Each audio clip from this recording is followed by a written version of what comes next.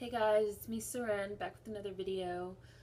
This is going to be another Sunday chat brought to you from my bed featuring my nightgown. If any of you guys have been on social media today, Sunday, you'll have seen that pretty much every social media outlet, Twitter, Tumblr, Instagram, the message boards, is going crazy. Around 12 o'clock noon today, I was actually on a message board. I wasn't even on social media, but I was on a message board and I saw this post go up about, I'll just read it. Too many black kids showed up at a white pool party, so the neighbors called the cops. I was like, what? So I clicked on it, and there's a video of police in McKinney, Texas, basically fucking up a bunch of black kids at a pool party. Now, originally, people thought that the backstory was that, some white kids that lived in the community through the pool party, and they invited some black kids from the school, because school just ended, so it's like a graduation, type pool party thing. And they invited some black kids, and a bunch of black kids came, and they're saying that the racist neighbors called the cops on the kids because there were too many black kids. Because, when white people see too many of us getting together, they get scared, and they call the cops just because we're all together in a group while black, And that's true. Me and my husband were just talking about that the other day. My husband said he doesn't like to give too many people rides in his car because he's like, if it's too many of us niggas in a car together, I'm going to get pulled over. Okay? This is just a daily part of life as a black person in this country, right? So that was the initial story. As the day went on, because it's about 4 o'clock now, so it's been about 4 hours that I've kind of been following this story unfold.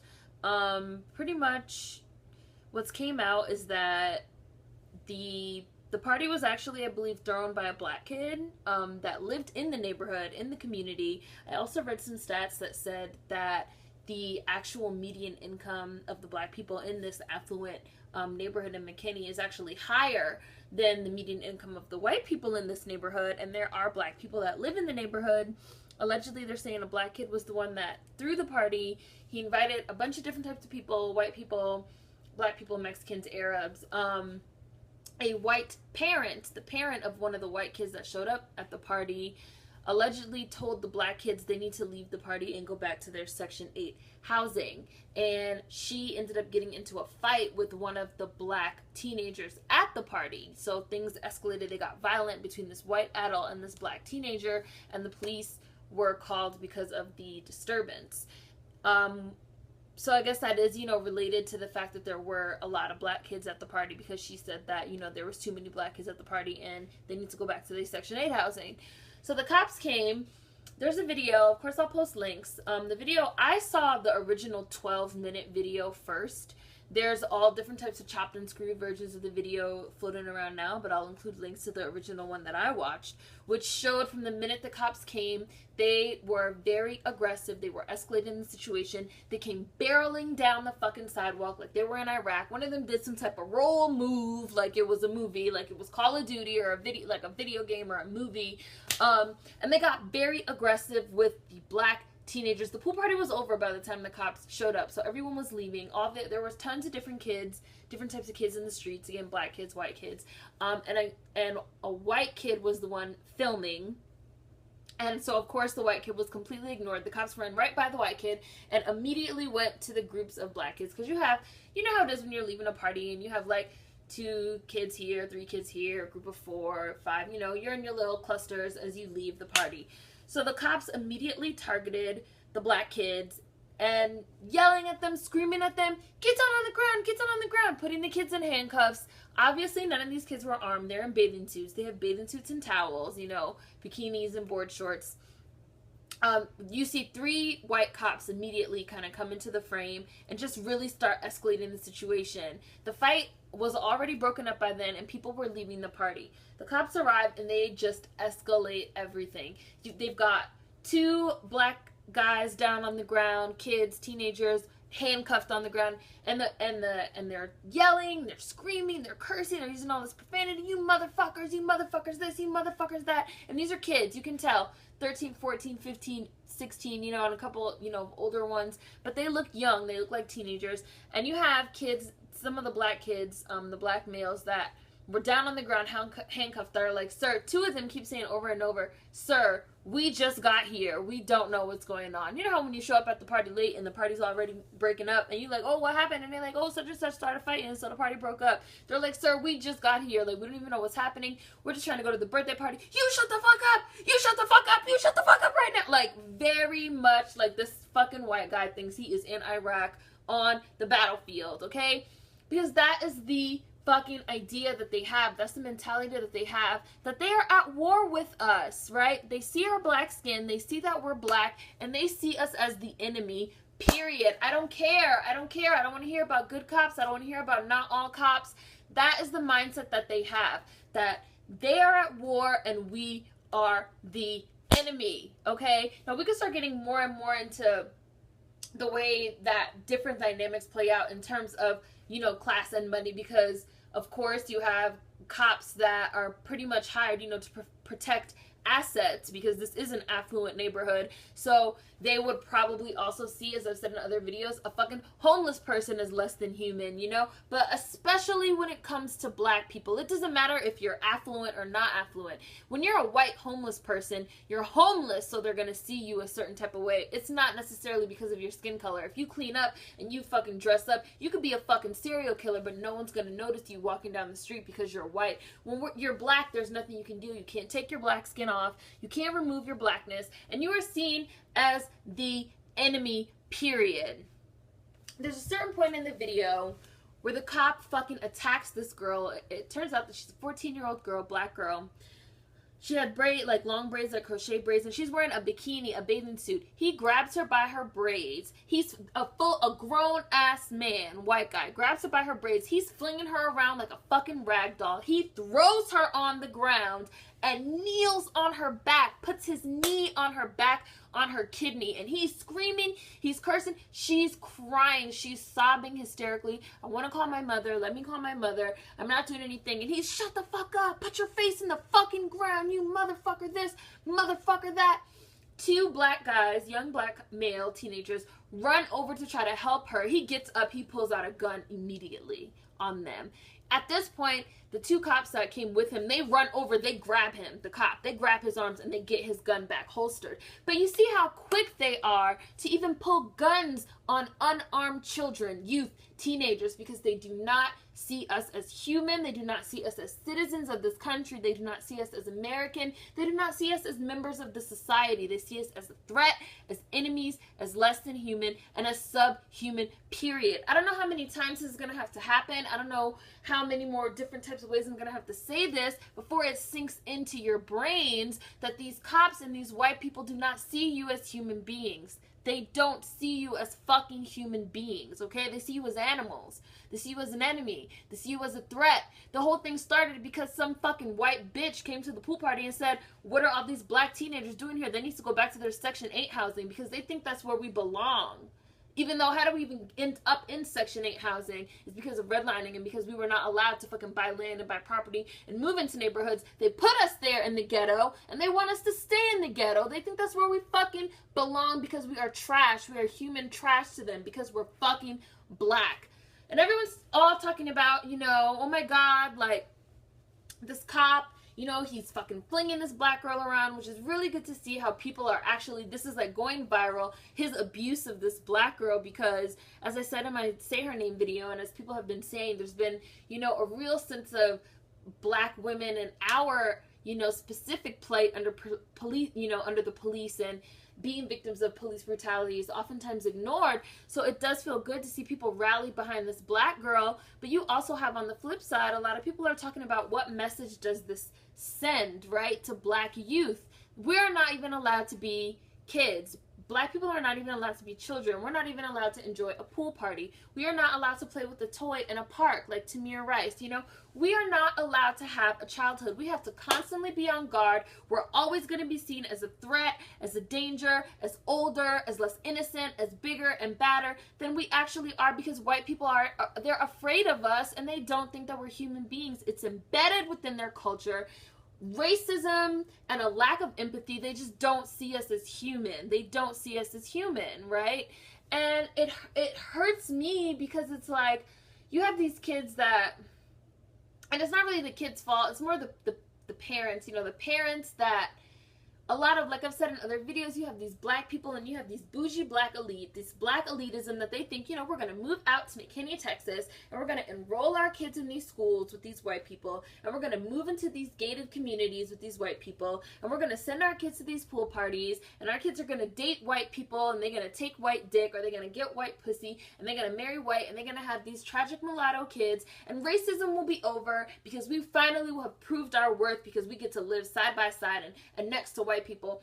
As I've said before, inherently, this kind of thinking means that you think that black people are inferior, and the only way that you can, you know, have some type of self-worth is by being next to white people. And it's like, this is what happens. Older black people, you know, they like I've said before, they move out of black communities, that not necessarily the ghetto, because not every black community is a fucking ghetto, okay? I grew up in a very nice fucking black community that was very, very upper middle class. But they take their kids and they take their resources and they move out of the black communities and they run to the white communities because it gives them the sense of self-worth and the sense of validation. And all you're doing when you do that, when you take your black kids and your black families and you move them into these white areas, is you're making them into targets. You're making your own kids into fucking target practice because you are so fucking desperate to be around white people. I don't want to be around white people for anything. I don't want to be around white people for nothing. I hate that I have to go to work and be around those motherfuckers. I don't want to talk to them. I don't want to hang out with them. I don't want to chill with them. I don't want to be friends with them, because every minute that I spend in the presence of a white person, I feel like I have a fucking target painted on my back, right? Being around white people, if you're black, is dangerous. Is dangerous. Okay, there was a fucking thread on Reddit a few weeks ago where they were talking about how white people call the cops just for, you know, oh, we saw a black person walking down the street in our neighborhood. We felt like he didn't belong. We felt unsafe. He wasn't doing anything. He wasn't hurting anybody. He didn't have a gun. He didn't have anything like that. But he was just black in our white neighborhood. We don't want him there. They don't want us there. They don't want us in their neighborhoods. They don't want us in our schools. They don't want us in their businesses. They don't want us in their establishments. They never have. We forced our way in there because we were so desperate for that white validation, and it's fucking sick. And here we are in 2015, and they're still telling us how they don't want us here. Why do we keep trying to fucking be all up in their space? Let them have their little space. Let them have their space. Let them have their space. Black people need to pull back, as I keep on saying. Stop engaging with white people and build our own shit. Every single one of these cases just what is the word I want? Reaffirms that, reinforces that for me more and more. Like, people keep wanting me to make videos about every single case, and I'm like, I don't want to make videos about every single case because I'm just gonna keep saying the same thing and the same thing and the same thing and the same thing. Respectability politics are not gonna save you. Being a respectable Negro is not gonna save you. Living around these white people is not gonna save you. Fucking them is not going to save you. Dating them is not going to save you. Marrying them is not going to save you. Breeding with them and producing these confused, tragic mulatto-ass kids is not going to fucking save you. Going to their schools is not going to fucking save you. Driving nice cars, wearing nice clothes, none of that is going to save you. As long as you're black, they're always going to see you a certain type of way because racism is ingrained in their culture. Racism is a disease of white people. There's nothing we can do about it. They have to fix that shit themselves. We need to work on building up our black community. Make our own affluent black community in McKinney, Texas, with our own pools where our kids can go to their own pool party. I bet you if white kids came to the black pool party, wouldn't be no problems. Wouldn't nobody call no fucking cops on them or nothing like that? Because we're not the problem. They are. Period. Black people are not the problem. White people are the fucking problem. End of motherfucking story. Alright? And I'm tired of hearing about how black people need to do this, we need to do that, extend a hand of love, pull up our pants, respect ourselves. Because even when you have black kids that are trying to be friends with the white kids, you know, trying to fucking move forward, as people keep saying they want to do, who's right there calling the cops on them? Who's right there telling them they need to go back to their Section 8 housing? Who is always the one calling the police? Who called 911 on John Crawford? Who called 911 on Tamir Rice? White people, because it's white people's problem. They don't feel, they don't have fucking hearts, They lack empathy. They were raised in a social environment that reinforces racism and white supremacy and keeps telling them that they're better than us at every level, from the media, the movies, the TV shows, the school systems, the Eurocentric curriculum, everything. We have to stop trying to prove ourselves and engage with them in their system when their system is designed to kill us. The system is working exactly the way that it's supposed to. We need to get our own communities, do our own community policing, get our own infrastructures, get our own fucking finances together. We have to do for self. Black people have to stop begging for fucking scraps from white people and do for self. And that's all that I get when I watch this type of shit. That's all that I get. That's all that I get when I watch this shit. And it sucks. It sucks, like, but that's just how I feel, and that's the way that it is, you know? So I'll include tons of links. The guy's name, I'm going to tell you what his name is, because not very many outlets are reporting it, but they did find it on Twitter. Eric Casebolt, Police Corporal, Patrol Division, Crash Investigation Unit, McKinney Police Department. So I will be putting a link to his LinkedIn and also the information for his department, so you can call and report him. And of course, I'll have lots of links for you to read about this. But, you know, another case of the system doing what it's supposed to do, which is fucking make black people, and especially black youth, feel scared, feel powerless, feel like we don't belong here, feel like we're second-class citizens, feel like we need to kneel at the feet of white supremacy, right? This man fucking flung this little 14-year-old black girl around, put his knee in her back. 2 black men tried to, not men, they're teenagers, sorry, males, 2 black, see, even I'm fucking fighting my conditioning to call them men when they're not men, they're teenagers, they're boys. 2 black boys tried to come to her aid, he fucking pulled a gun on them, right? What does that fucking sound like? That shit goes back to slavery, when you had white fucking overseers and slave owners that would fucking rape and sexually assault black women in front of their men and tell the men they can't do anything, right? That goes back to fucking the emasculation of the fucking black man, making him feel powerless, like he can't do shit. All this is fucking part of bigger systems and bigger situations and bigger things that are in play to keep black people fucking fucked up and broken in this society. Like, wake up, y'all. Wake up. Wake up. Wake the fuck up. These are not isolated individual incidents. They're all part of a pattern, and they're all part of a design. So of course I will give you links. Apparently this happened Friday night.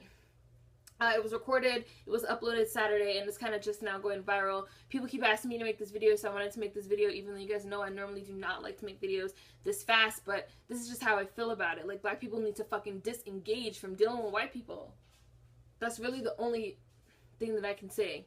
And all these fucking kids' parents need to sue the hell out of this fucking police department also, because this fucking white man was out of control. Out of control. Completely out of control. Completely terrified and angry at these black bodies in this white space at this pool party, because that's just how we make them feel. Disgust. They feel disgusted. They feel revolted. They don't want us in their spaces. And I'm tired. I'm tired. I'm tired. I'm tired of fucking people, black people trying to force their way into these white spaces and getting upset over and over again when they tell you that they're racist and they hate us.